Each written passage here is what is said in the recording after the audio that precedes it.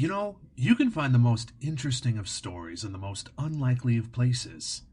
That's not to say that there aren't interesting stories within the likeliest of places, mind you. I mean, take me in sports.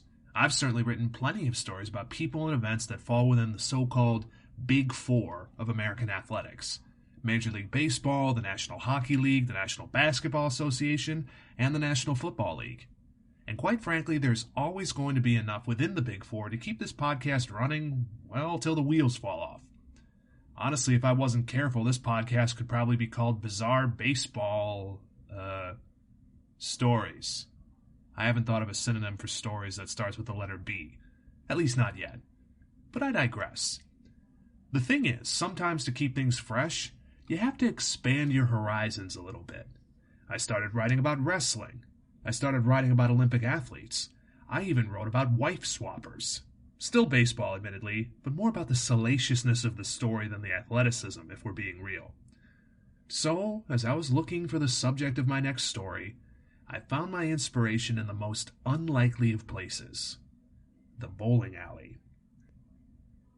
You might not think that bowling is a sport that would generate a surreal sports story.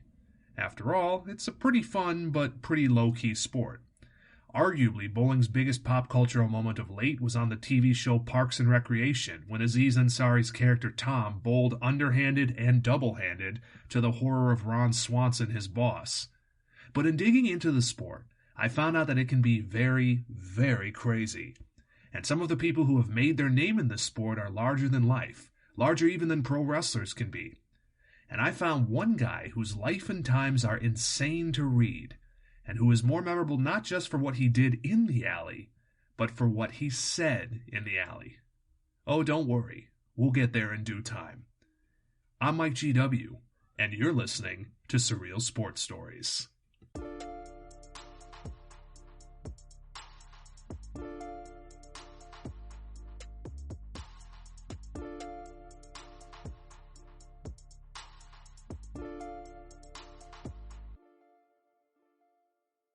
The man I'm talking about is Pete Weber. Now, for those of you who know of this man, you probably know what I'm getting after. And for those of you who don't, oh boy, are you in for a show. But let's start with the beginning, shall we? Pete Weber was born in St. Ann, Missouri, and he grew up in the nearby Florissant. He is the son of bowler Dick Weber, and Dick was, quite frankly, one of the best to ever do it. The elder Weber, in fact, is arguably bowling's first superstar. In the 1960s, television made the sport a very profitable and very popular enterprise. Take 1963, 1 year after ABC launched its show Pro Bowlers Tour on Saturday afternoons. Harry Smith, the top bowler that year, made more money than baseball's MVP Sandy Koufax and NFL MVP Y.A. Tittle combined. And Dick Weber would take it even further than Smith did.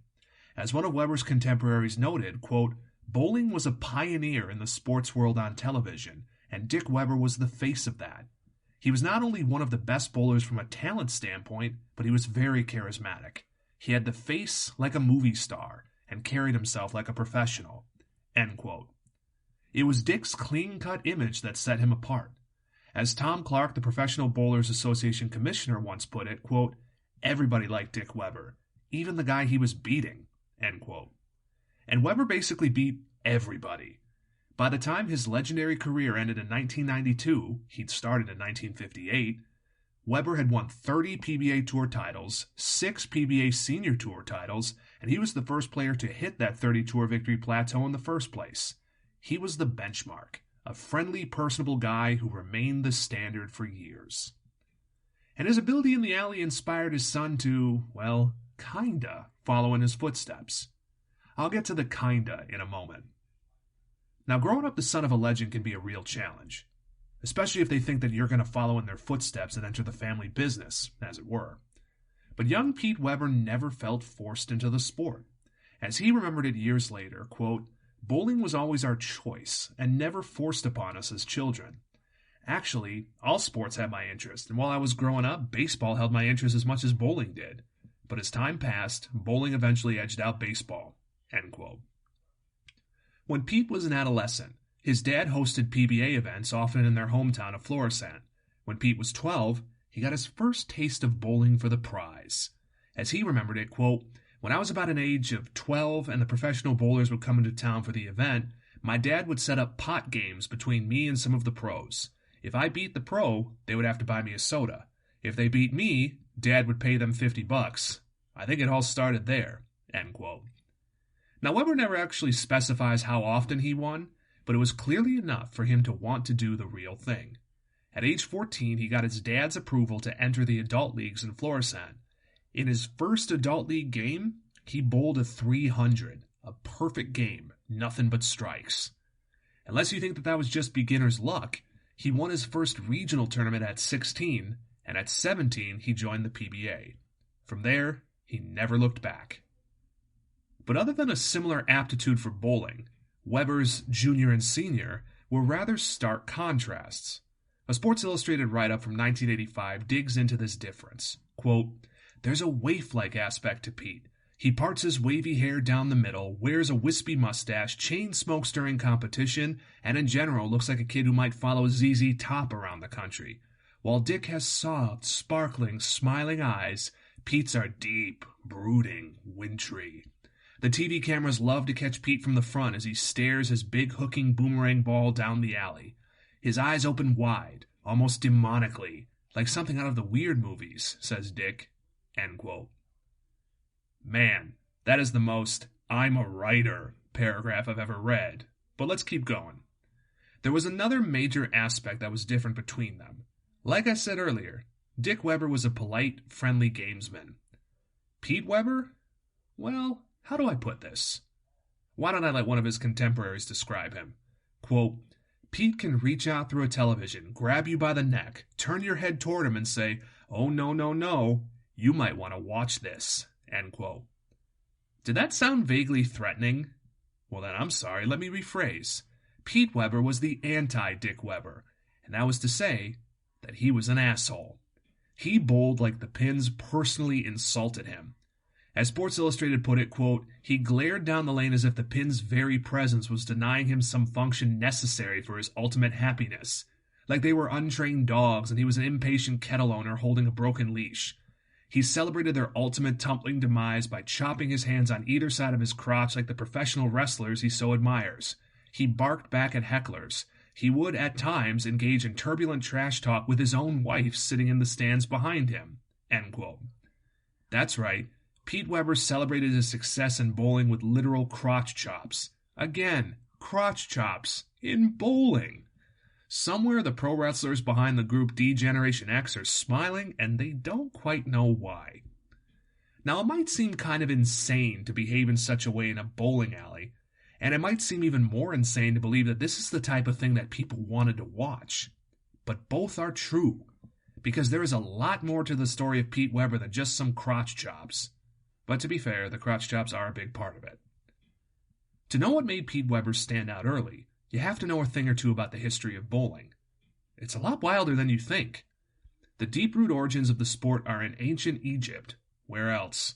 With some Egyptian tombs dated to 3200 BC, full of wall drawings that depict the sport, or at least its great-grandfather.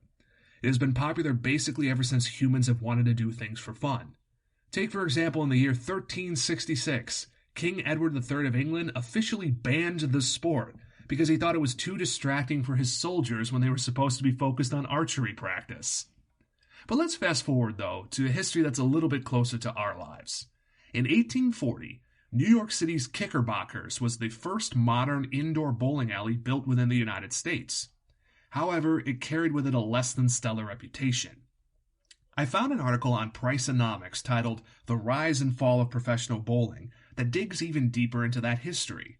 Even though Knickerbockers was founded in 1840, quote, less than a year later, 9-pin bowling was banned in several states due to gambling and racketeering, end quote. Oh, but don't worry, fans of the sport found a loophole. See, the law banned 9-pin bowling, so people just added a 10th pin, and that allowed them to circumvent the law, because after all, 10-pin bowling and 9-pin bowling are two very different things. But even with that little victory, quote, at the end of the century, most bowling alleys were tiny, dingy, and frequented solely by men. rules were sparsely defined, and the game was unregulated and without governance. End quote. It wasn't until 1895 that things started to change. Joe Thumb, a man in the restaurant business, got together with some reps from local bowling clubs and formed the American Bowling Congress, which is today known as the USBC. The rules from the organization are still used today, as well as equipment regulations as well. The sport got some rebranding. It was now viewed as a working man's sport, and the U.S. Armed Forces wanted to use it to encourage a healthy outlet for kids. With both the Pentagon behind it, as well as a new look, the sport started to explode. But the first really big step was in the 1930s and the 1940s, when beer companies like Miller, Budweiser, etc. recruited bowlers to wear their merchandise and then compete against one another in tournaments on the newfangled invention of the time called television. These so-called beer league events, which is the origin of the term beer league for those who don't know, would attract millions of viewers on TV. By 1945, bowling was a billion-dollar industry. That's billion with a B in the 1940s. According to Priceonomics, quote, major technological advancements streamlined the sport and made it more accessible. Pin setters, young boys who literally stood behind the bowling pins and set them back up after each roll, were replaced by machines in the mid-1930s. Likewise, wooden balls were ousted for more dynamic plastic models. End quote. It was the 1960s, though, where bowling hit its apex. ABC Sports televised the sport nationally, and the PBA, the Pro Bowling Association, had major sponsors in Coca-Cola and the Ford Motor Company. Now, that Priceonomics article cites from a 1963 Sports Illustrated article that goes into detail just how much money was at play here, and I'm going to quote from it for now. But, to make it a little bit easier to understand, the numbers that I'm going to tell you are the valuations of what people would be making if it was in 2014. Quote, this year the PBA will put on 38 tournaments and will give away more than $7.9 million in prize money. Of its 942 members, 65 are touring pros who compete in at least half of the tournaments. The minimum any one of them is making is $75,700 a year. Moreover, 15 of the bowlers are in the $227,200 bracket, and there are 4 or 5, including Don Carter, the most famous name in bowling, and Harry Smith, who earn upwards of $568,000 a year. End quote. Again, those are the numbers adjusted for inflation, but just from hearing that, that's a pretty good career. The money was so good that in 1964, pro bowler Don Carter signed a deal with Ebonite International, a bowling ball manufacturer, to exclusively use their products over a multi-year deal worth $1 million. That's right, the first athlete in any sport to receive $1 million endorsement was a pro bowler.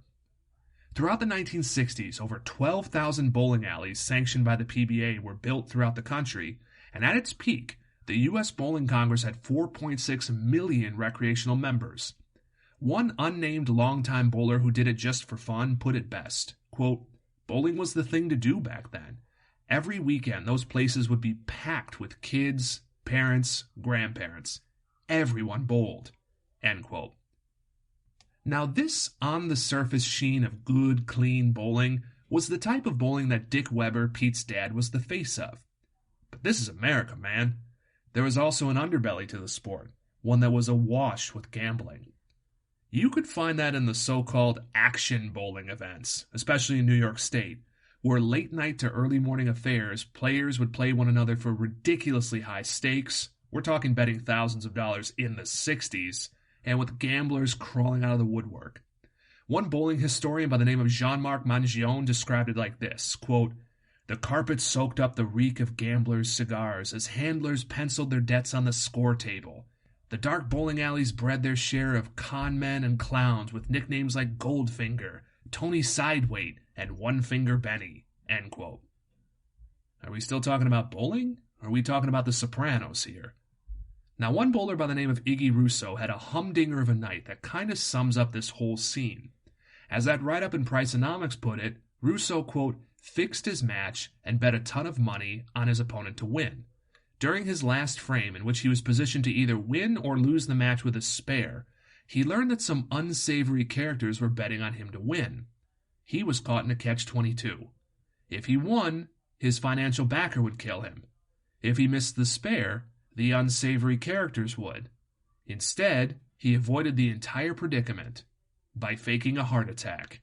End quote. Turns out that scene in The Big Lebowski where John Goodman's character pulls out a damn gun during a bowling match isn't all that far from reality. So we've got a sport that's got two faces. One that's clean and easily marketable to the public, the Dick Weber version, and then we have the slightly less savory version that's clearly for those who like to live life in the fast lane. Oh God, I'm sorry. You can probably guess where Pete liked to live. Now, even his bowling technique was in your face.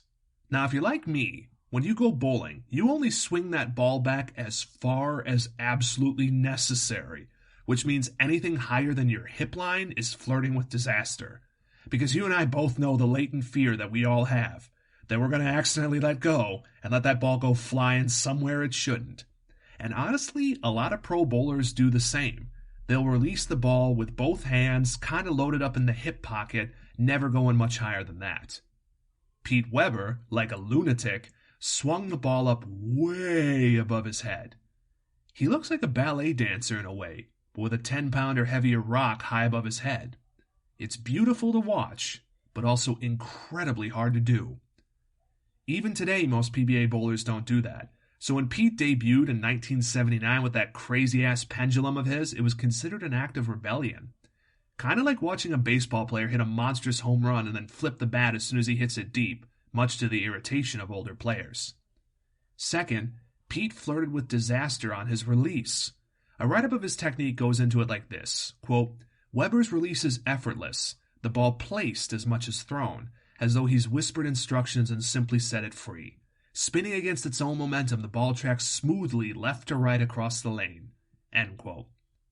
Now that doesn't sound too bad, right? That almost sounds romantic in a way. But he was releasing the ball mere millimeters from the gutter line. Again, when you and I bowl, we're desperately trying to stay in the center. So Pete's not flirting with disaster. He's openly courting it, and possibly crotch-chopping it as well. And in spite of everything, or perhaps because of that, it was really compelling television to watch.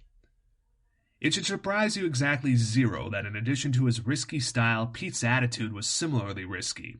A write-up from a 1985 Sports Illustrated article illustrates it like this, quote, Pete's temper has been as subtle as a gutter ball, running to swearing, kicking ball racks, and shouting at himself. End quote. His attitude made it feel less like you were watching bowling, and more like you were watching a powder keg ready to erupt. I mean, consider this outburst. Do not flash the camera in my approach. I'm telling you, don't do it.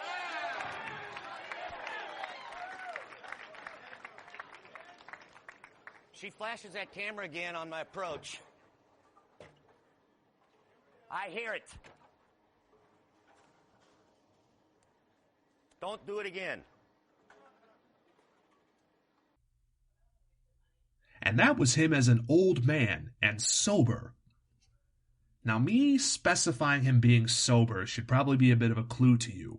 And to say that Pete Weber, at least early in his career, had a substance abuse problem is like saying there are some dangerous animals in Australia. Pete himself pinpoints the issues really hitting the apex in 1983. As he said in Sports Illustrated, quote, I turned 21. Bars in every state would have to serve me. I had money. And that was the year I got introduced to a new drug. End quote. The drug in question? None other than the party drug of the 1980s. Cocaine. Now, the late great comedian Robin Williams once said that cocaine is God's way of letting you know that you're making too much money. And Pete Weber certainly lived up to that axiom. According to him, between 1982 and 1984, he blew about $150,000 alone on cocaine, and more money on drinking and gambling. Quote, from the first line of coke I ever did, I was hooked. I loved it. I've done weeks where I've gone through an ounce or two, eating nothing but fast food. Plus I was drinking a fifth of Jack Daniels a night. Easy. End quote. Now, if you're hoping that something was going to scare him straight during this period, that's just not the case. Here's an example from Sports Illustrated. Quote, any number of sobering experiences failed to sober him up. Someone held a gun to his head in a hotel parking lot in Detroit after he refused to turn down the stereo in his van. He rolled the van over 4 times down an embankment in Syracuse, New York, and walked away with just a bloody nose. He ran to the men's room and did lines of coke between games. And then there was a bizarre 4-week stretch in 1983 when Pete was competing in body only. Quote, I can't remember anything. Complete blackout. Once at the Quaker State Open in Grand Prairie, Texas in January of '84, he spent the afternoon with a friend drinking double Long Island iced teas, a lethal concoction. He reeled in for the evening session and bowled himself from 17th place to 6th, rolling some 280s, 260s, and 250s along the way. I was in a daze, says Pete, but I was into it. End quote. That is living life in the fast lane. And while Pete was still good at the game, his personal demons and his attitude were starting to bite him. Now, he won a bunch of PBA titles throughout the 1980s, but he was racking up conduct fines just as quickly. Must have been all the crotch chops. There were whispers that the only reason why Pete Weber hadn't been kicked out of the PBA was not because of his incredible talent, but because of his last name. Now, rock bottom occurred in March of 1984 at his parents' Dick and Juanita's home in Florissant. As reported in Sports Illustrated, quote, Pete had drunk a lot of beers and taken some Valium. I was down so low, says Pete, I literally couldn't talk. At the time, he and his wife had reconciled, but she was ready to walk out again. They had a terrible argument. Pete went after her physically. Dick stepped in. Pete wanted to fight him. He wanted to fight his mother. He wanted to fight anybody. He was foaming at the mouth, says Dick. It was terrible. Horrible. When things finally quieted down, Pete and his father went out for cigarettes. I need help, Pete told his father in the car. The next day, he checked into the $4,500 a month White Deer Center. Dick told everyone Pete had a sore wrist. End quote. Now, Pete Weber, by his words, never touched cocaine again. But his sobriety would remain a lifelong battle. He has refused to comment on his journey away from alcoholism in the years since, and no sources cover that in the years that have followed.